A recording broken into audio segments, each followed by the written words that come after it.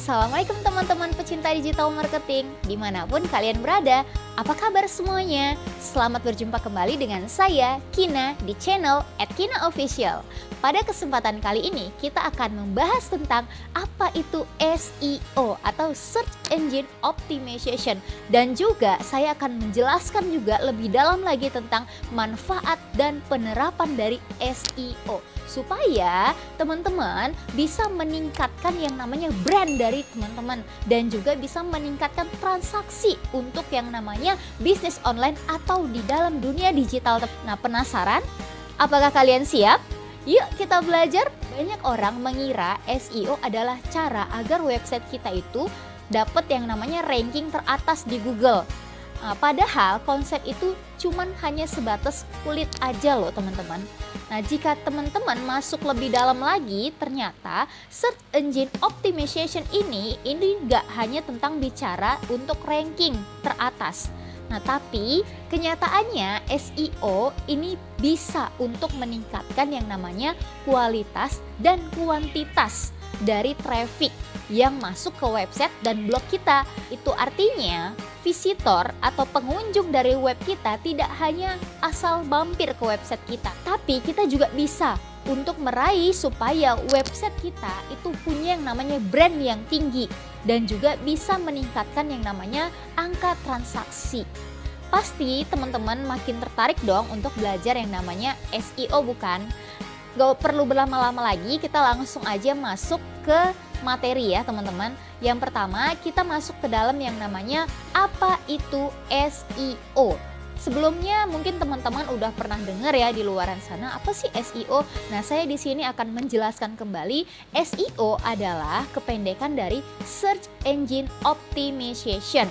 Teknik ini merupakan upaya untuk mengoptimalisasi website kita agar mendapat ranking teratas di hasil pencarian Google. Dengan SEO, situs kita akan mudah ditemukan oleh orang-orang yang menyedot informasi lebih, sehingga berpotensi untuk menyedot yang namanya traffic yang lebih banyak atau pengunjung yang lebih banyak. Nah, pertanyaannya, dari sekian banyak mesin pencari, contohnya Yahoo, Bing, Amazon, dan lain sebagainya, kenapa sih harus mengutamakan SEO di Google? Hayo, ada yang tahu?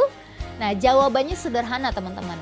Google adalah search engine favorit bagi mayoritas pengguna internet. Coba teman-teman mungkin bisa riset di sekitaran teman-teman, itu rata-rata mereka menggunakan yang namanya Google. Mungkin yang menggunakan Yahoo ada, tapi sedikit, nggak banyak. Buktinya, setiap hari ada sekitar 3,5 miliar pencarian lewat Google. Tak heran kalau misalkan Google menguasai 90% pasar pencarian di mesin pencari dari statistik yang saya dapatkan. Oleh sebab itu, SEO Google cukup untuk menentukan keberhasilan web untuk kita. Dengan Search Engine Optimization yang oke, website akan menjaring lebih banyak potensi traffic atau pengunjung. Bahkan faktanya 53% traffic website datang dari pencarian organik atau SEO. Pencarian organik yaitu aktivitas mencari informasi dengan memasukkan yang namanya keyword atau kata kunci untuk dimasukkan ke dalam mesin pencari Google. Bukan sekedar hanya traffic yang datang teman-teman, tapi jangkauan audiens sesuai dengan tujuan situs untuk meningkatkan yang namanya brand kita dan juga untuk meningkatkan transaksi. Sehingga mereka, para pencari informasi itu bisa memenuhi kebutuhannya, yaitu apa? Informasi yang pas dan tepat. Nah, sebelum membahas manfaat dari SEO, sebaiknya teman-teman harus paham dulu apa itu perbedaan dari SEO dan juga SEM. Nah, perbedaan dari SEO dan SEM ini tidak sama ya teman-teman, ini berbeda. Meski terdengar mirip, SEO adalah hal yang berbeda dengan SEM. SEM ini adalah Search Engine Marketing. Saya akan jelaskan kembali, yaitu perbedaan dari SEO dan SEM. Nah, untuk SEO, pengertian dari SEO ini yaitu upaya untuk mengoptimisasi website agar menempati posisi teratas pada halaman pencarian. Kalau SEM yaitu strategi marketing untuk menempatkan situs di hasil teratas halaman pencarian Google. Nah, berbeda ya. Kalau SEO tadi upaya untuk mengoptimalisasi website kita. Ibarat kita nih berusaha. Tapi kalau SEM itu adalah strateginya. Nah, kemudian biaya yang dikeluarkan kalau misalkan SEO itu gratis atau 0 rupiah. Nah, kalau misalkan SEM itu berbayar, mulai dari harga minimal 100 ribuan. Nah, kalau misalkan SEO, tampilan di mesin pencari itu tidak ada embel-embel iklan. Tapi kalau SEM itu mendapatkan tampilan-tampilan atau label-label iklan. Nah, kemudian kalau misalkan SEO itu tools yang digunakan tidak wajib, tapi bisa juga memakai tools riset keyword atau analisis backlink dan sebagainya. Nah, kalau misalkan SEM itu ketika tools yang digunakan itu hanya membutuhkan yang namanya Google Ads atau Google Keyword Planner. Nah, hasilnya dari SEO yaitu website butuh waktu untuk mendapatkan ranking teratas. Tapi kalau SEM hasilnya yaitu website lebih instan untuk menduduki ranking teratas Google. Jadi kita nggak perlu repot-repot kalau di SEM. Tapi kalau di SEO kita butuh proses. Nah, kemudian jenis trafficnya jika di SEO itu organic traffic, yaitu traffic yang didapat dari website yang muncul di hasil pencarian itu secara alami. Tapi kalau SEM, organic traffic yang didapatkan itu dari paid search. Paid search ini yaitu kunjungan audiens yang disebabkan oleh iklan berbayar. Performanya ini untuk SEO itu jangka panjang. Ranking website kita itu tidak akan turun dengan mudah, tergantung dari optimization SEO-nya. Tapi kalau misalkan SEM itu jangka pendek teman-teman. Setelah durasi iklan habis, ranking website kita itu akan kembali seperti semula. Nah, itulah salah satu dari perbedaan dari SEO dan juga SEM teman-teman. Nah, walaupun begitu, SEM ini juga bisa mendatangkan yang namanya hasil secara instan. Bukan berarti SEO adalah website yang tidak efektif gitu. Nah, buktinya ada kok 70-80% orang itu mengabaikan hasil pencarian berbayar dan lebih memilih konten-konten yang naik secara organik. Oleh sebab itu, banyak orang yang males untuk mengklik konten yang embel-embelnya banyak iklannya. Teman-teman sendiri aja mungkin kalau misalkan buka website tapi banyak banget iklannya, mungkin teman-teman langsung skip atau bahkan close. Nah, tapi kalau misalkan ada website yang dia muncul tanpa iklan, mungkin teman-teman lebih tertarik. Tapi ada juga yang harus disisipkan di situ. Contohnya kontennya atau copywritingnya itu harus menarik supaya calon pengunjung website kita itu ingin dan mau mengunjungin website kita. Nah, ada 5 manfaat dari SEO bagi website teman-teman dan bisnis teman-teman. Saya bagi ya teman-teman. Mungkin ada yang bertanya-tanya, kenapa sih tetap harus menerapkan yang namanya SEO di website? Padahal kan bisa promosi situs lewat channel marketing atau yang lain sebagainya. Nah, misalnya memasang link website di bio Instagram, mungkin itu udah sering kita buat. Dan juga memakai fitur swipe up di Instagram. Perlu teman-teman ketahui, sebagian besar traffic yang masuk terutama dari website bisnis kita itu rata-rata datang dari yang namanya mesin pencarian. Mau itu bidang fashion, teknologi, kesehatan, dan lain sebagainya. Nah, kemudian saya akan bahas lebih dalam lagi apa itu manfaat dari SEO. Yang pertama, itu bisa memudahkan audiens untuk menemukan yang namanya website kita. SEO adalah strategi jitu untuk memudahkan target audiens untuk menemukan website kita.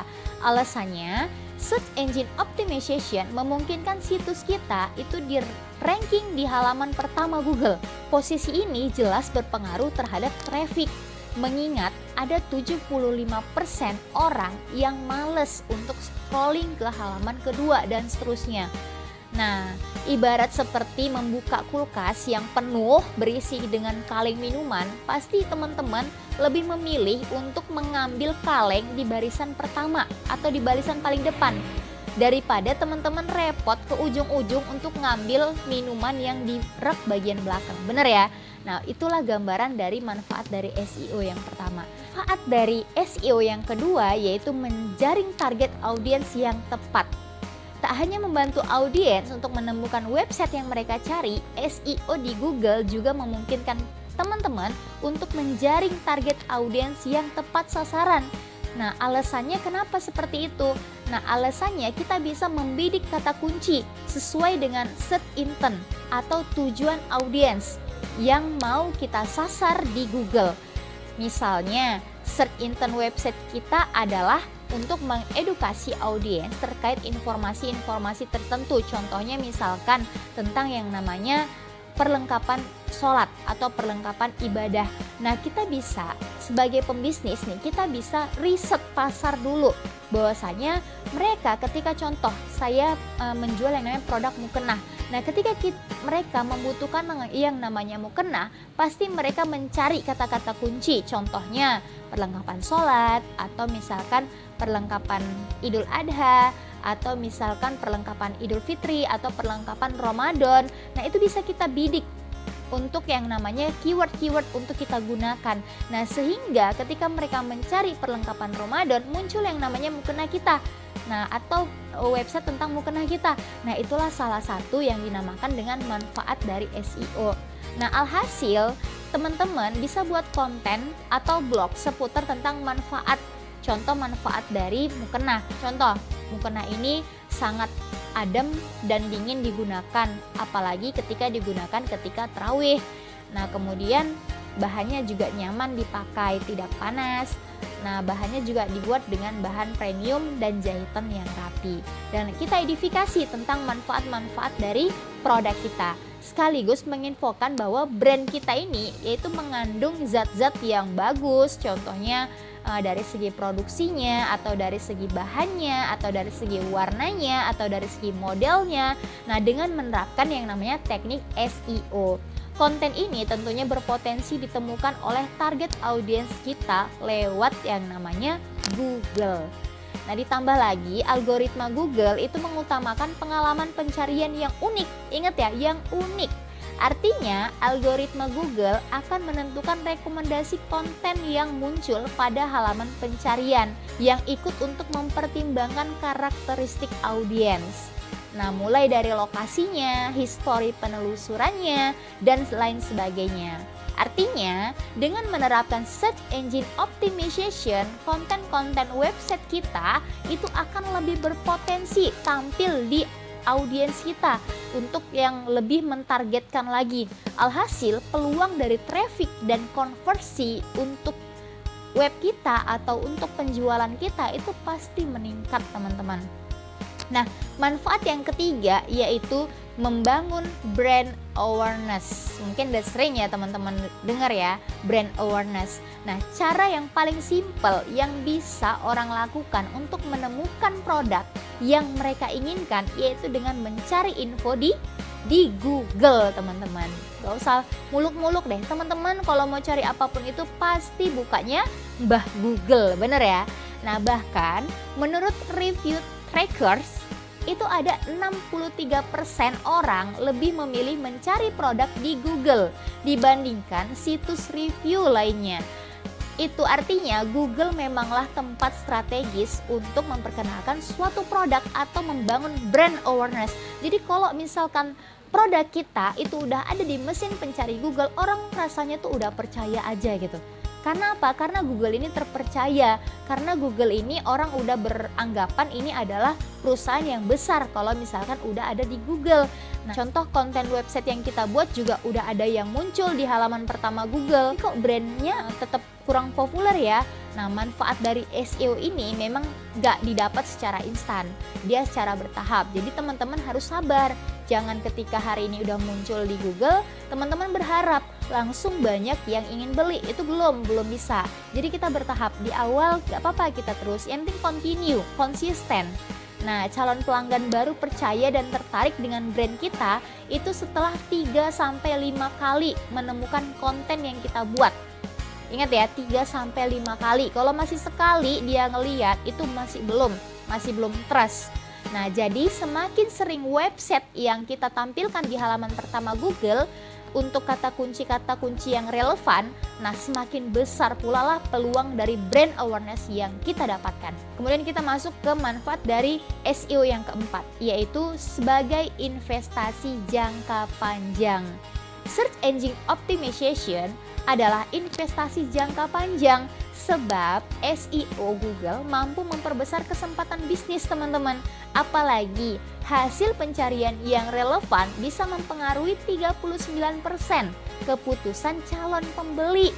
Jadi kalau kita berikan informasi yang relevan dengan keyword yang kita berikan dan tepat pada sasaran, nah itu ada berpengaruh teman-teman untuk meningkatkan transaksi itu 39%. Dengan membangun traffic secara alami, posisi situs di Google itu lebih kuat dan bisa bertahan dalam waktu yang lama teman-teman. Lain halnya dengan yang namanya PPC, yang jika teman-teman berhenti membayar, traffic langsung turun atau terjun bebas ke nol. Pasalnya situs teman-teman juga segera tersingkir dari ranking yang paling atas ketika bayaran teman-teman itu udah menurun. Nah, itulah sebabnya meski SEO dan SEM sama-sama berpotensi untuk mengeluarkan uang, kami tetap merekomendasikan teman-teman untuk menggunakan yang namanya SEO website. Manfaat yang kelima yaitu meningkatkan penjualan dan konversi. Kenyataannya itu ada 75 pengusaha yang berpendapat bahwa SEO menghasilkan lebih banyak pelanggan daripada trik marketing lainnya. Bahkan tingkat konversi mencapai dari 14,6%. Alasannya, SEO ini mampu untuk menjangkau target audiens yang lebih luas dengan lebih efektif. Beda dengan trik marketing lainnya, media sosial misalnya, yang hanya mampu untuk menyasar pengguna aplikasi yang terkait, contoh Instagram, YouTube, dan lain-lain, itu terbatas. Tapi kalau misalkan SEO kita gunakan, itu semuanya menjangkau. Apalagi pengguna Google jauh lebih banyak daripada platform-platform lainnya, yaitu sekitar 4,39 miliar pengguna internet yang ada di dunia. Besar ya, banyak ya. Segitulah orang yang melihat dari konten marketing kita teman-teman. Itulah enaknya kalau kita menggunakan yang namanya SEO. Itu artinya semakin mudah konten website teman-teman ditemukan di Google, semakin besar peluang untuk menarik traffic untuk bisnis teman-teman. Apalagi nih, kalau konten teman-teman muncul berulang kali ketika audiens memasukkan berbagai keyword, wah, itu bukan sembarang audiens lagi yang datang. Traffic yang datang bisa teman-teman dapat itu lebih banyak yang tadinya baru calon pelanggan potensial hingga menjadi pelanggan sungguhan. Manfaat yang keenam yaitu membangun top of mind brand. Top of mind brand ini apa sih? Top of mind brand ini adalah brand yang pelanggan ingat pertama kali saat memikirkan kategori produk. Wih, keren bener teman-teman. Misalnya, kalau ngomongin air mineral, sebagian besar orang akan menyebut yang namanya Aqua. Nah, ternyata top of mind brand ini bisa Anda dapatkan lewat yang namanya SEO. Seperti yang Anda tahu contohnya, SEO adalah investasi jangka panjang. Saat web teman-teman sudah berhasil menguasai halaman pertama di Google, situs teman-teman itu memiliki akar yang lebih kuat, sehingga tidak mudah digeser. Karena kredibilitas website sudah mulai terbukti. Konten website teman-teman yang lain itu lebih mudah untuk mendapat yang namanya kepercayaan dari Google. Jadi Google ini pinter teman-teman. Kalau dia udah banyak yang ngunjungin, dia memang betul-betul audiens kita suka, itu bakal terus dimunculin teman-teman. Apalagi teman-teman sudah punya yang namanya traffic dan Google juga suka merekomendasikan kembali situs yang pernah audiens kunjungin sebelumnya. Wah, itu bakal banjir orderan teman-teman. Dengan begitu, audiens juga tidak akan mudah lupa dengan Anda. Soalnya, konten kita itu nongol terus di hasil pencarian yang kita buat. Kalau teman-teman berhasil menguasai yang namanya halaman pertama Google, calon pelanggan sudah malas melirik ke toko lain. Pikiran mereka yang bagus ya yang berhasil ranking teratas di Google. Itulah yang ada dalam pikiran mereka. Alhasil, top of mind awareness audience pun itu makin terbentuk. Sekarang pasti teman-teman makin tertarik dong belajar yang namanya SEO. Nah, sebelum terjun lebih jauh lagi, sebaiknya teman-teman harus paham dulu jenis-jenis SEO dan pilih mana yang ingin teman-teman fokusin terlebih dahulu. Nah, ada jenis-jenis dari SEO. Yang pertama yaitu ada SEO on page. SEO on page adalah upaya untuk mengoptimasi SEO pada bagian depan website. Aspek-aspek yang dimaksimalkan yaitu ada jenis-jenis aspeknya yaitu permalink, judul konten, struktur konten, gambar konten, sebaran keyword, kualitas konten, internal link, elemen SEO, contohnya meta description, tag, dan lain sebagainya. Dengan SEO one page, konten teman-teman akan lebih mudah untuk mejeng di Google dan semakin relevan isi konten dengan keyword yang teman-teman bidik. Kebutuhan audiens pun makin terjawab dan Google pun akan meroketkan ranking website teman-teman. Kemudian ada jenis SEO yang kedua yaitu SEO off page. Nah, SEO off page ini adalah untuk mengoptimasi SEO di luar website. Contoh aspek-aspeknya yaitu ada link building, yaitu aktivitas untuk mendapatkan link dari website lain alias backlink. Kemudian ada peningkatan DA atau Domain Authority, skor untuk memprediksi peluang ranking website di Google. Nah, kemudian aspek selanjutnya itu ada peningkatan PA, itu skor yang menunjukkan peluang sebuah halaman website berada di ranking teratas Google. Kemudian ada namanya promosi konten lewat sosial media dan channel marketing lainnya. Kemudian ada aspek berikutnya yaitu guest blog, yaitu kegiatan untuk memasang artikel berkualitas di website teman-teman yang di dalamnya itu terdapat backlink ke situs teman-teman. Nah, dengan SEO off page yang kuat, Google akan tambah yakin kalau situs teman-teman itu bermanfaat bagi orang lain. Alhasil, kredibilitas situs dan potensi naik rankingnya itu meningkat teman-teman. Jenis SEO yang ketiga yaitu technical SEO. Technical SEO ini apa sih? Technical SEO ini merupakan usaha untuk mengoptimasi SEO di bagian dalam website. Secara garis besar, aspek-aspek dari wilayah SEO teknikal yaitu kecepatan website, struktur website, XML sitemap, keamanan situs atau SSL, tema responsif, layout website, kemudian navigasi. Menerapkan technical SEO, website teman-teman akan memiliki struktur yang bagus dan mudah dibaca oleh search engine. Alhasil, peluang Google mau mengindeks situs teman-teman itu lebih besar. Mungkin ada yang belum paham ya apa itu mengindeks situs. Itu nanti biar saya jelasin lebih dalam lagi. Kemudian ada cara kerja dari SEO. Nah, teman-teman harus tahu juga nih bahwasanya gimana sih cara kerja dari SEO. Nah, pastinya cara kerja dari SEO ini tidak asal untuk memilih website untuk menduduki halaman teratas. Nah, ada teknik tertentu yang Google gunakan untuk menyeleksi situs. Dengan mengetahui teknik-teknik ini, teman-teman akan mengerti mengapa SEO banyak jenisnya dan mengapa penting untuk mengoptimasi bagian dalam, depan, dan hingga luar website. Mari kita bahas, yaitu cara kerja dari SEO. Google memiliki yang namanya tool bernama web crawler. Web crawler ini adalah yang membantu Google untuk mengumpulkan berbagai konten di internet, menyimpannya ke database atau lemari penyimpanan mesin-mesin pencari, hingga mengolahnya. Ada ringkasan cara kerja dari SEO setelah teman-teman merilis website ataupun memposting konten yang baru di blog, yaitu cara kerja ringkasnya website itu yang pertama ada namanya crawling. Proses mengumpulkan dan menyimpan halaman website yang baru rilis ataupun yang barusan diupdate. Kemudian ada namanya indexing.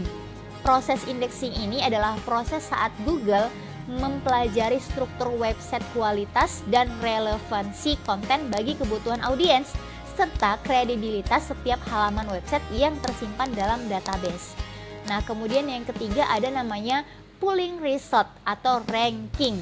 Google menyusun daftar halaman website terbaik untuk mengisi ranking tertinggi di hasil pencarian Google. Nah, itu dia tadi adalah cara kerja dari SEO dalam menyortir halaman website kita untuk ditampilkan ke pengguna-pengguna internet lainnya. Nah, sebelum teman-teman praktik untuk membuat yang namanya SEO, teman-teman harus mengetahui yang namanya indikator utama dalam SEO. Kurang lebih ada sekitar 12 indikator.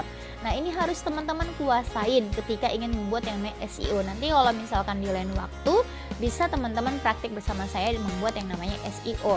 Nah, tapi ini saya akan menjelaskan dulu indikator utama yang harus ada dalam SEO, yaitu yang pertama adalah domain vector.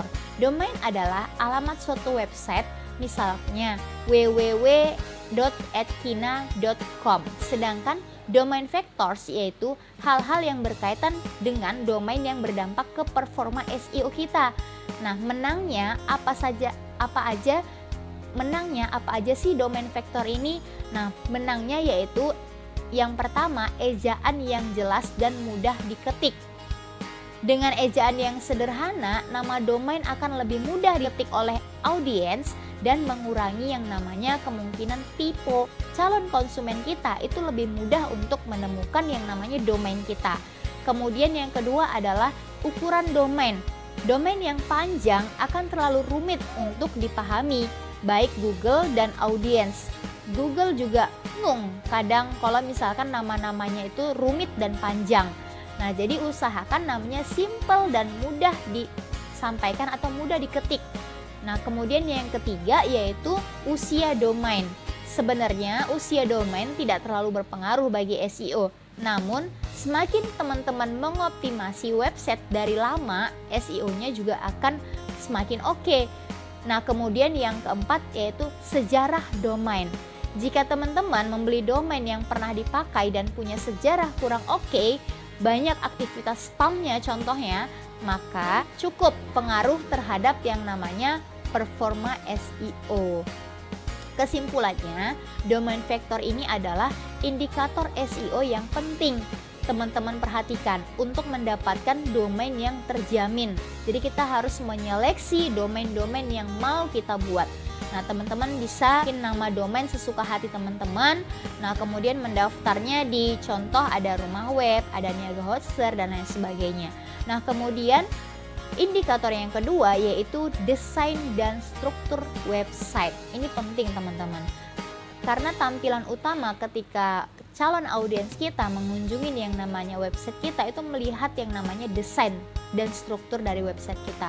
Pada pembahasan technical SEO, teman-teman udah tahu tadi sekilas pentingnya struktur website, yaitu untuk memaksimalkan performa situs dan memudahkan Google untuk memahami konteks situs. Nah, sebagai pengingat, struktur website ini adalah susunan halaman-halaman penting di website, termasuk elemen-elemennya seperti susunan isi navigasi, link, layout konten. Jadi calon konsumen kita nggak bingung ketika ingin membeli, klik beli itu betul langsung tertuju ke beli. Jadi mereka nggak muter-muter di situ. Struktur websitenya itu harus SEO friendly gitu. Maksudnya mudah diakses, cepat diakses, struktur websitenya rapi, menu navigasinya jelas, link yang mudah dikenali, kemudian judul konten dan URL yang unik, konten berkualitas, kemudian kombinasi warna yang pas di bagian atasnya tuh warnanya, perpaduan warna desainnya, call to actionnya itu jelas. Jadi ketika mereka mengklik lanjut, mereka lanjut ke halaman berikutnya. Ketika mereka mengklik keranjang belanja, mereka langsung diarahkan ke keranjang belanja, pembayaran dan lain sebagainya. Kemudian responsif atau mobile friendly. Mobile friendly ini maksudnya tampilan dari websitenya itu berbentuk dari mobile atau handphone, jadi nggak menggunakan yang namanya ketika kita buka di handphone berantakan. Nah, itu harus diperhatikan, yaitu struktur dari SEO-nya atau struktur dari website kita. Nah, kemudian indikator yang ketiga yaitu keamanan website atau SSL atau TLS. Nah, sejak tahun 2014 Google mengutamakan yang namanya situs-situs yang aman bagi audiens. Cara Google mengenali keamanan situs yaitu dengan melihat apakah situs memasang yang namanya SSL atau TLS atau tidak. Itu nanti diatur dalam sebuah WordPress. Nah, sebagai info, SSL atau TLS ini merupakan protokol keamanan untuk melindungi seluruh aliran data pada website kita. Jadi website kita tidak bisa diakses oleh orang lain. Nah, website yang memasang SSL atau TLS ini pasti punya tanda gembok pada URL di address barnya. Ada tanda gembok di sebelah kiri atas, di sebelah kolom pencarian. Nah, itu tandanya udah ada SSL atau TLS-nya. Indikator yang keempat yaitu kecepatan website. Ini sangat penting juga teman-teman. Kalau misalkan kita buka websitenya itu lama atau lambat atau lola, pasti kita bakal males untuk lanjut next ke lihat websitenya. Sejak tahun 2018, Google menetapkan kecepatan loading website di desktop atau mobile atau tablet itu sebagai salah satu indikator utama dari SEO. Setidaknya, kecepatan website terbaik menurut Google yaitu sekitar 2 detik. Untuk memperjelas bayangan teman-teman, kira-kira seperti rentang kecepatan website ini saya akan jelaskan. Yang sangat cepat itu 1 detik, cepat itu 2 detik, biasa saja 2 hingga 3 detik, lambat itu 3 hingga 4 detik. Sangat lambat itu di atas 4 detik. Jadi kalau udah masuk ke sangat lambat itu akan susah untuk menduduki yang namanya pencarian teratas Google. Lalu apa akibatnya kalau kecepatan website kita terlalu lambat? Nah, kenyataannya audiens tuh gak sabar untuk menunggu. Mereka tidak akan sering atau mereka akan cari yang namanya website lain yang lebih cepat untuk loadingnya. Kemudian indikator yang kelima yaitu penggunaan keyword. Nah, ini sangat penting teman-teman. Pastinya teman-teman udah tahu bahwa keyword adalah indikator SEO yang cukup mendasar. Sebab memasukkan kata kunci ke Google adalah cara audiens untuk menemukan website teman-teman. Biasanya pemula atau pakar SEO itu memilih keyword yang punya volume besar. Sebab volume besar mencerminkan banyaknya audiens yang mencari tahu informasi dengan kata kunci tersebut. Sayangnya, persaingan keyword bervolume besar cukup sulit. Apalagi bagi website-website yang baru rilis dan kalah dari situs yang sudah duluan punya traffic. Nah, karena itu strategi penggunaan keyword sudah bergeser. LSI keyword ini merupakan istilah atau kata-kata yang dianggap relevan secara semantik oleh mesin pencari. Dengan menambah yang namanya LSI, konten pun semakin kaya informasi. Ada juga namanya long tail keyword. Long tail keyword ini adalah kata kunci spesifik yang biasanya persaingannya itu cenderung rendah. Namun meski volumenya rendah, belum tentu tidak ada yang mencarinya. Oleh sebab itu, long tail keyword memungkinkan teman-teman untuk memenangkan persaingan Google sekaligus menjawab pertanyaan spesifik audiens. Kesimpulan, dengan menembak keyword yang tepat, ini lebih mudah nantinya bagi teman-teman dalam menyusun strategi konten yang benar-benar dibutuhkan audiens. Google juga lebih memungkinkan untuk merankingkan teman-teman sesuai dengan target keyword yang teman-teman buat. Indikator yang keenam yaitu topik konten. Indikator SEO ini terlihat memang sepele, tapi ini bisa berakibat fatal jika tidak diterapkan. Karena topik yang kita buat jika tidak saling berkaitan dengan produk kita atau dengan mesin pencari yang sedang update, nah itu akan sulit teman-teman. Misalnya teman-teman punya blog teknologi, sediakanlah beberapa topik utama seperti digital marketing, web development, atau desain dan lain sebagainya. Nah, semua topik ini saling berkaitan dengan topik utama blog, yaitu teknologi. Jadi jangan dicampur-campur teman-teman. Nah, kenapa sih harus begitu? Alasannya sederhana, semakin banyak konten yang topiknya saling berkaitan, semakin mudah mesin pencari untuk memahami konten website kita. Nah, selain itu, konten yang saling berkaitan akan memudahkan kita saat membangun yang namanya internal link. Sebab informasi satu konten dengan konten yang lain itu saling mendukung, sehingga mudah untuk menyisipkan link yang berkaitan. Nah, kemudian indikator yang ketujuh yaitu search intent. Search intent ini apa sih? Nah, misalnya ketika audiens memasukkan kata kunci jasa pembuatan website di Google, kemungkinan besar mereka sedang mencari layanan membuat website. Maka search engine yang akan menampilkan rekomendasi jasa pembuatan website paling terpercaya, nah itulah muncul yang namanya search kita. Nah jelas hasilnya akan berbeda jika audiens mengetik keyword, contoh tips membuka jasa pembuatan website. Nah mereka mungkin sedang tertarik membuka jasa pembuatan website dan mencari tahu cara memulainya, itu berbeda ya. Nah oleh sebab itu search engine ini itu membawa rekomendasi tips membuka jasa pembuatan website. Kalau kita ketiknya contoh tips membuka jasa pembuatan website gitu, itu bakal muncul tips-tipsnya. Itu artinya Google berusaha memahami maksud penggunanya melalui keyword yang masuk. Dengan kata lain, keyword dengan konten yang Anda buat itu harus serelevan mungkin dengan search intent audience. Indikator SEO yang ke-8 yaitu struktur konten. Salah satu cara Google untuk membaca konten teman-teman yang melihat penggunaan headingnya.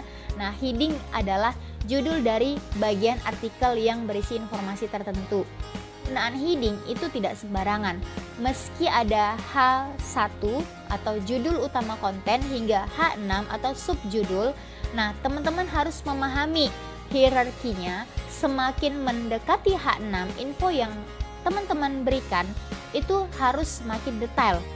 Selain memudahkan Google membaca struktur konten, format heading akan memudahkan audiens dalam menangkap inti konten yang tepat. Nah, selain itu, heading mampu membantu teman-teman untuk mendapatkan yang namanya fitur-fitur snip atau kolom cuplikan pada bagian teratas Google. Dari heading lah Google dan audiens itu bisa menilai apakah konten kita itu menjawab search intent mereka. Itulah pentingnya yang namanya struktur konten tadi. Dari headingnya, besar kecilnya huruf itu dinilai teman-teman. Kemudian indikator yang ke-9 yaitu optimasi gambar. Salah satu elemen yang sering orang sepelekan padahal cukup berdampak pada SEO website teman-teman yaitu gambar. Baik itu sampul konten, ilustrasi pendukung, video, ataupun format visual lainnya. Padahal image SEO mampu mendongkrak performa website teman-teman, baik dari segi kecepatan hingga kemudahan yang ditemukan di hasil pencarian. Oleh sebab itu, algoritma Google mampu membaca gambar yang teman-teman posting. Jadi kalau bisa pixelnya itu pas, kalau bisa jangan ada yang pecah gambarnya. Jadi mesin pencari Google itu bisa membaca gambar yang kita berikan. Nah, oleh sebab itu, optimasi gambar yang menjadi indikator SEO ini harus teman-teman perhatikan. Kemudian indikator yang 10 yaitu struktur URL. URL alias permalink merupakan link yang akan mengantarkan audiens ke konten atau halaman website teman-teman. Dengan struktur URL yang sederhana dan jelas kata kuncinya, maka mesin pencari semakin mudah dalam memahami topik halaman web kita.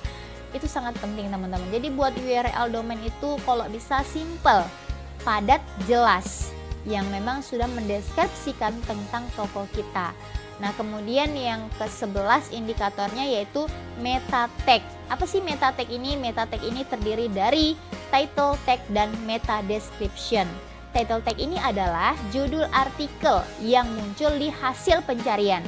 Sedangkan meta description yaitu ringkasan konten yang teman-teman yaitu ringkasan konten yang berada di bawah meta text. Nah, jadi itu ada tulisan besar biasanya tuh di atas warna biru, kemudian di bawahnya ada penjelasannya gitu. Nah, itu karena meta tag ini adalah yang pertama audiens kita lihat sebelum masuk ke konten kita. Nah, kehadirannya ini sangat penting, meta tag. Dengan meta text, audiens juga dapat menilai apakah konten kita itu sesuai dengan maksud pencarian mereka. Jadi kalau judul besarnya itu udah sesuai dengan yang mereka cari, otomatis mereka akan mengklik yang namanya meta text tersebut dan masuk ke dalam teks kita. Penting teman-teman ketahuin karena ruang dari Google itu terbatas. Ukuran meta text itu harus menyesuaikan. Title text yang terlalu panjang itu akan dipotong oleh Google. Sedangkan meta description terbatas, hanya sekitar 120 hingga 130 karakter aja. Jadi harus simple, padat, jelas. Nah, indikator yang ke-12 atau yang terakhir ini adalah backlink. pada bagian SEO of page ada teman-teman udah sedikit mengenal yang namanya backlink tadi. Backlink ini adalah link dari website tetangga yang mengarah ke website kita. Jadi indikator SEO ini cukup penting karena menjadi pertimbangan dari Google dalam menilai kredibilitas website kita. Pasalnya, ketika konten kita dijadikan referensi oleh orang lain atau website orang lain, itu artinya isi konten yang kita buat itu memang bermanfaat. Namun, teman-teman tidak asal bisa mendapatkan yang namanya backlink dari sembarang website atau blog orang lainnya. Pastinya, situs yang memberikan backlink tersebut itu harus berkualitas. Kualitas tersebut bisa dilihat dari skor DA dan PA-nya. Makin tinggi skor DA dan PA, peluang halaman website muncul di ranking teratas pun makin meningkat. Nah, itu nanti dicek.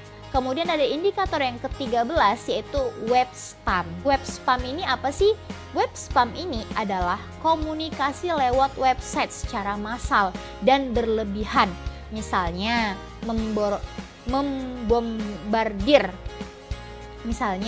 membombardir satu artikel pendek dengan ratusan keyword yang sama. Tujuannya yaitu untuk menenangkan persaingan SEO. Nah, biasanya yang melakukan web spam ini adalah mereka yang belum terlalu paham cara kerja SEO ataupun orang yang ingin menaklukkan halaman pencarian secara instan dan curang. Padahal Google tidak menyukai situs yang banyak nge-spam. Loh, sebab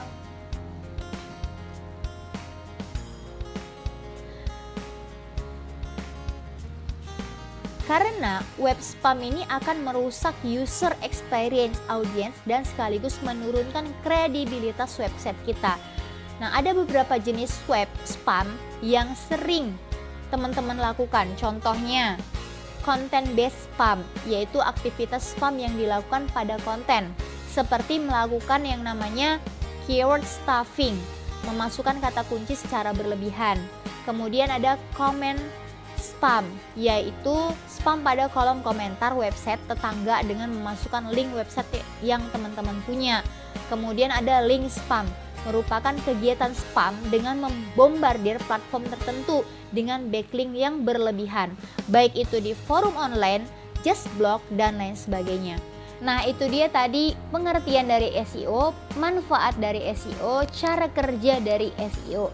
Terutama tadi juga kita ada juga membahas tentang indikator-indikator yang harus teman-teman milikin dan kuasain ketika membuat yang namanya SEO. Nah, jadi selanjutnya kalau misalkan next nanti teman-teman mau praktek lebih dalam lagi tentang SEO, saya akan buat video prakteknya untuk teman-teman. Mungkin itu aja yang bisa saya sampaikan kepada teman-teman semua. Semoga yang saya sampaikan ini bermanfaat, bisa diterapkan. Jangan lupa like, komen, dan juga subscribe untuk mendukung video-video selanjutnya. Oke, sampai jumpa. See you.